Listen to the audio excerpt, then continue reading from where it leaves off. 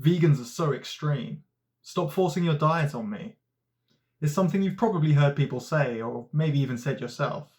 And you might even have seen articles published online labeling vegans as extremists or militant, even terrorist.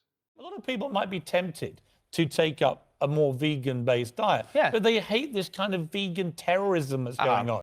Now, the usual response from vegans after being accused of forcing their diet is, What's more forceful, being vegan or murdering innocent animals? which in itself, though accurate, doesn't always help. Those of you watching who are maybe already vegan or have someone close to you who's vegan know that there's nothing extreme about veganism. So why all the accusations of extremism? Where are they coming from? Well, most of it comes down to misconception.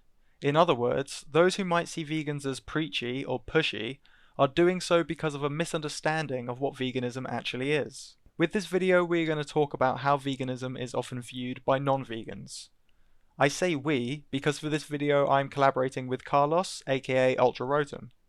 Ultrarotom contacted me thinking this would be a good topic to cover, and I look forward to hopefully expelling some other common myths about veganism with him in the near future.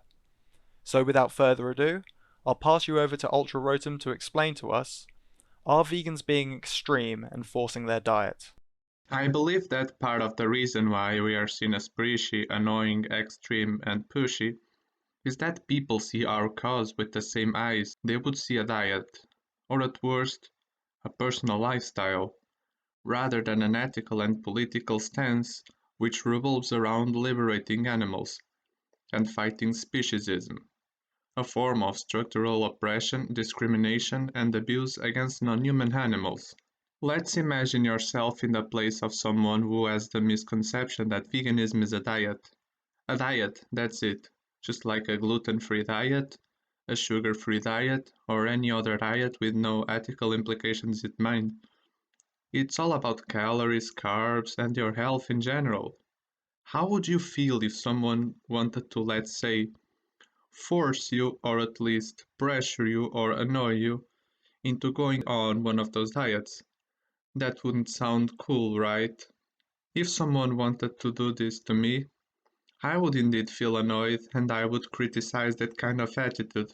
Also, I've seen several times people telling vegans things such as, "Oh, but I am reducing my meat consumption, why aren't you happy?" Or, "Oh, but I can be a vegan and have some shit day where I eat a little meat."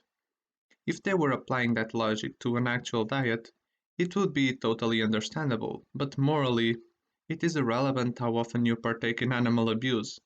You don't shit on morals or open exceptions. Let's think of actual examples. So let's imagine you are someone who encourages others to eat healthier. You show benefits of a sugar-free diet and someone tells you, "Well, I've taken your advice and now I only eat sugar on weekends or special occasions when I'm craving some cake or donuts." And you think, "Oh, nice, that's really cool, glad you're eating healthier." But veganism isn't a diet.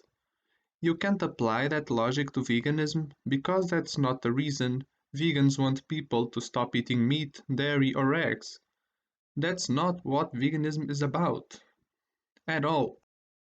Plus, there are people who get mad at animal rights activists and advocates and label us as that kind of vegan because they expect us to treat veganism as a diet and to mind our own business instead of being loud about the cause. And they consider the plant-based dieters who wrongly label themselves as vegan as the good kind of vegan.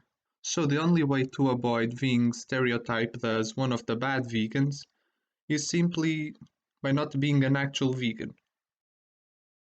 One thing that perpetuates this are people who are on a diet and they claim, for example, that they're vegan to lose weight or for athletic performance. There are other products and activities that don't involve food, such as leather, animal testing, horse racing, and zoos, for example. Vegans boycott all of that and are meant to morally oppose this practice as well. So I think that many people would stop being dishonest about veganism and would stop falling for misconceptions if they kept in mind that it's not a diet.